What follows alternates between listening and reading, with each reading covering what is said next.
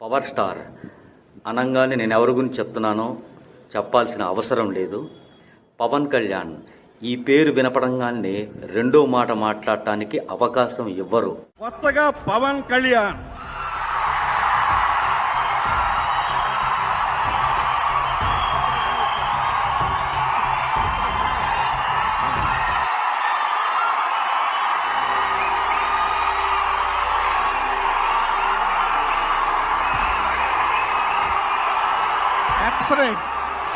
మధ్యలో అంటే ఫినిషింగ్ లో చెప్తా ఉన్నాను. ఇప్పుడే మీరు నాకు చెప్పిస్తున్నారు. ఈ ఫంక్షన్ కి పవన్ కళ్యాణ్ రావాల్సిన ఇది ఉంది.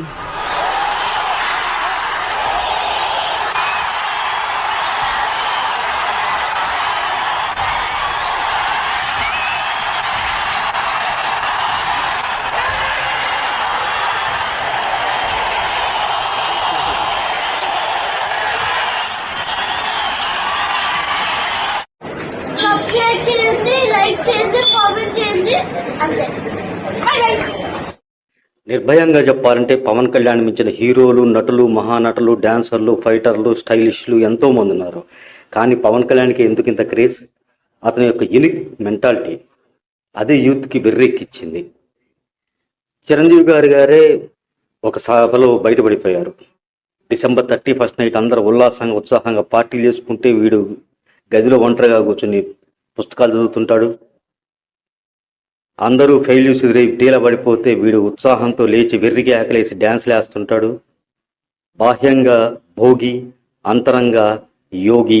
కానీ కుర్రకారికి ఇదే విచిత్రంగా భయంకరంగా నచ్చేసింది. ఎందుకంటే ఫ్రెండ్స్, కుర్రకారు అంటే దాదాపు 14 నుంచి 30 వయసు మధ్య చేసుకోండి. వాళ్ళకుండే ఫీలింగ్స్, ఎమోషన్స్, ఫ్రస్ట్రేషన్, అసహనం, విప్లవాత్మక ఆలోచనలు, తిరుగుబాటుతనం, ఉత్సాహం, ఉల్లాసం, ఎనర్జీ అవన్నీ పవన్ కళ్యాణ్ 10 రెట్లు ఉన్నాయి.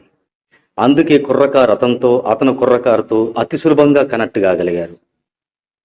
కానీ ఇలాంటి పవన్ కళ్యాణ్ హఠాత్తుగా రాజకీయాల్లోకి వచ్చేసి జనసేన పార్టీ పెట్టాడు. అందరూ ఆశ్చర్యపోయారు.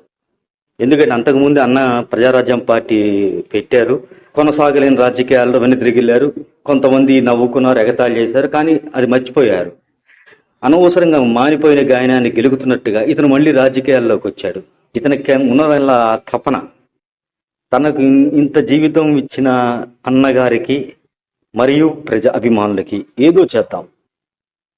అన్నగారి పరువు పోయింది ఒక్కో విషయంలో, రాజకీయాల్లో. తిరిగి రాజకీయం ద్వారానే దాన్ని సాధిద్దాం. ఎక్కడ పోయిందో అక్కడే ఎత్తుక్కుందాం, అన్న పరువు నిలబడదామని వచ్చాడు. కానీ అనుకున్నది ఒకటి, అయ్యింది ఒకటి. 2014 అసలు ఎలక్షన్లో పోటీ చేయలేదు. 2019 ఎవరితో జతగట్టకుండా ఒంటరిగా పోయాడు. అత్యంత ఘోర వైఫల్యం. ఆఖరికి తాను పోటీ చేసిన 2 నియోజకవర్గాల్లో కూడా తాను ఓడిపోయాడు. 0 జన 0. ఈ పరిస్థితుల్లో ఎవరైనా బింబేలెత్తిపోతాడు. చిరంజీవి గారు చెప్పినట్టు ఇక్కడే ఇతను వెర్రిగా పైకి లేచాడు. ఉత్సాహంగా, రెట్టించి ఉత్సాహంగా పైకి లేచాడు. నేలకేసి కుట్టిన బంతి ఎత్తిలేచుతో అట్ట లేచాడు. ఎందుకంటే నేను ఊహిస్తుంది, ఇతనికి మైండ్లో తమ్ముడు సినిమా ప్రభావం ఉంది. నువ్వు పనికిరావని అందరూ అంటున్నా కూడా పట్టుబదలతో సాధన చేసి రింగులో దిగి ప్రత్యర్థుల చేతిలో కింద పడిపోయి లేచి ఒకే ఒక్క పంచుతో పక్కన ప్రత్యర్థిని కొడితే ఇక మళ్ళీ లేవాల. సేమ్ సిచ్యువేషన్ ఇక్కడ రాజకీయాల్లో కూడా చూడండి. అయితే ఇక్కడ చాలా మైండ్ గేమ్ ఆడాడు. అసలు ఎవ్వరు ఊహించలే, ఏ రాజకీయ పండితులు ఎవ్వరికి చెప్పలేదు కూడా. అంత పర్ఫెక్ట్ మైండ్ గేమ్ ఆడాడు. ఏంటది? ఇంతకుముందు పవన్ కళ్యాణ్ అంటున్నాడు 2019 నుంచి 2024 కూడా పైకి మాత్రం అలానే మెయింటైన్ చేస్తున్నాడు. అదే పిచ్చితనం, బెర్రితనం, ఎగరటం, స్టేబిలిటీ లేకుండా ఉండటం, ఊగిపోవటం, ఏదో ఆవేశం వచ్చేట్టు ఊగిపోవటం, ఇవన్నీ చేస్తున్న లోపల మాత్రం చాలా పరిణితి చెంది ముందు సెటిల్ అవ్వాలి రాజకీయాల్లో. పదవి, అధికారం తర్వాత ముందు ఇంతవరకు తను నమ్ముకున్న కార్యకర్తలు, చిన్న స్థాయి లీడర్లు అందరికీ జీవం పోయాలి. అందరికీ ఉత్సాహం ఏంటంటే ముందు తనకి సీట్లు రావాలి, రాజకీయం నిలబడాలి. ఇది ఫస్ట్ టార్గెట్. నెంబర్ 1గా అమలు చేశాడు. అందుకోసం తగ్గి ఉంటానని మనసులో అనుకున్నాడు. ముందు తగ్గుదాం. పులి ఒక అడుగు వెనకేసిందంటే వెనక్కి వెళ్ళిపోతుందని కాదు, కుప్పించి దూకి దాడి చేయడానికి. గమనించలేపారు ఎవరు. ఇతని వ్యవహారం చూసిన అందరూ, నాతో సహా అందరు ఇంకేముంది ఈసారి కూడా గోవిందా అనుకున్నారు.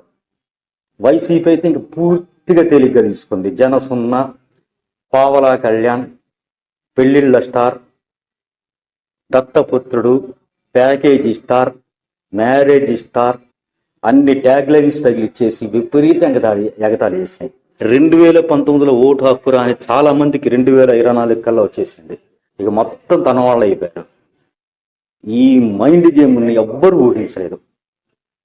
సూపర్, ఇది మాత్రం మహావ్యూహం. ఇది మాత్రం అది తెలియనీయకుండా పిచ్చి పిచ్చిగా మాట్లాడటం, చెప్పులు చూపించటం, ఇదంతా చూసి వైసీపీ వాడి ఇది పిల్ల లీడరేలే, పిల్ల పిత్రే లీడరే అనుకునే స్థితికి తీసుకొచ్చాడు.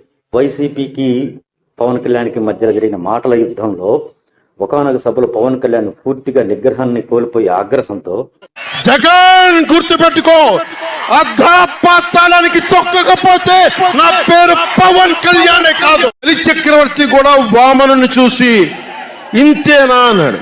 బలి చక్రవర్తిని అధాపాతాళానికి తొక్కుతున్నప్పుడు తెలిసింది ఎంతో అని. ఇంతింతై వటుడింతై నభో వీధిపై నంతై తోయిద మండలాగ్రమునకంతై. జగన్ గుర్తుపెట్టుకో, అర్ధపాతాళానికి తొక్కకపోతే నా పేరు పవన్ కళ్యాణే కాదు. జగన్ గుర్తుపెట్టుకో, అర్ధపాతాళానికి తొక్కకపోతే నా పేరు పవన్ కళ్యాణే కాదు. దెబ్బకి చిరంజీవి భయపడిపోయాడు, దూరం పెట్టేశాడు పవన్ కళ్యాణ్. ఎందుకంటే అంతకుముందు చిరంజీవి పవన్ కళ్యాణ్కి అన్నే కావచ్చు, కానీ సినీ పరిశ్రమకి పెద్దన్న. అంతకుముందు సినీ టికెట్ల సంక్షోభం విషయంలో జగన్తో ఎట్టగొట్ట సంధి కుదుర్చుకున్నాడు, దూతగా వచ్చి సయోధ్య కుదుర్చుకున్నాడు. ఇప్పుడు మళ్ళీ జగన్ పొరపాటున అధికారంలోకి వస్తే సినీ పరిశ్రమ ఏం కావాలి? అందుకు తాత్కాలికంగా దూరం పెట్టేట అతని ఆ వే ఆఫ్ థింకింగ్ ప్రకారం 100% కరెక్ట్. ఇప్పుడు మరీ ఒంటరివారు అయిపోయాడు మా పవన్ కళ్యాణ్. అండగా ఉండాల్సిన చంద్రబాబు నాయుడు జైల్లోకి వెళ్ళిపోయి ఆయన కేసులు ఆయన చూసుకుంటున్నాడు, ఆయన పరిస్థితి ఆయన చూసుకుంటున్నాడు. ఎట్లా బయటపడాలి వీటి నుంచి? ఆయన ముందు ఆయన పెద్ద పార్టీ కదా, అవి చూసుకోవాలి. ఈయన క్యాడర్ లేదు, లీడర్ లేరు, ఎవరు లేరు తనకి తోడు. ఏ నుంచి జట్టు వరకు ప్రతి పాత్ర తానే పోషించాడు. 24 సీట్లు ఇచ్చినా కూడా అందులో తను గెలవననుకున్న 3 సీట్లు వదిలేసి 21 సీట్లు వస్తాయని కరెక్ట్గా ఎక్స్పెక్ట్ చేశాడు. కరెక్ట్గా అదే జరిగింది. ప్రపంచంలో ఎవడు ఊహించాల. 3 పార్టీలు కూటమి కడదామని బీజేపీ పెద్దల దగ్గరికి విసుక్కున్నారు. కావంటే నీకు జత కడతాం కానీ చంద్రబాబుతో జత కట్టం అనగానే నేను మాట ఇచ్చాను, మీరు కలుస్తారా లేదా దాదాపు హెచ్చరించినంత పనిచేశాడు. అది మోడీకి బాగా నచ్చింది. ఇచ్చిన మాట కోసం ఇంతగా తప్పన పడి నిజాయితీ పరుని వదులుకోకూడదు. ఇతని మీద మొహమాటంతోనైనా అతనితో కలుద్దామని చెప్పి ముగ్గురు కలిసి కూటమి కట్టారు. అందరికంటే ఎక్కువగా లాభపడింది కరెక్ట్గా చెప్పాలంటే మోడీని. చంద్రబాబు కంటే మోడీని ఎక్కువ లాభం చేయకూడదు. అతను లేకపోతే మోడీ ప్రమాణ స్వీకారం చేసేవాడు. ఒకే ఒక పంచ్ దెబ్బకి ప్రతిపక్షాలు, విమర్శకులు సతికిలు పట్టము, మళ్ళీ లేస్తారో లేదో తెలియదు. తను నమ్ముకున్న 2 అధికారం రావటము, తన అన్న పరువును తన పరువుని నిలబెట్టి పవర్ స్టార్ అంటే ఏందనేది చూపించారు. That is Pawan Kalyan.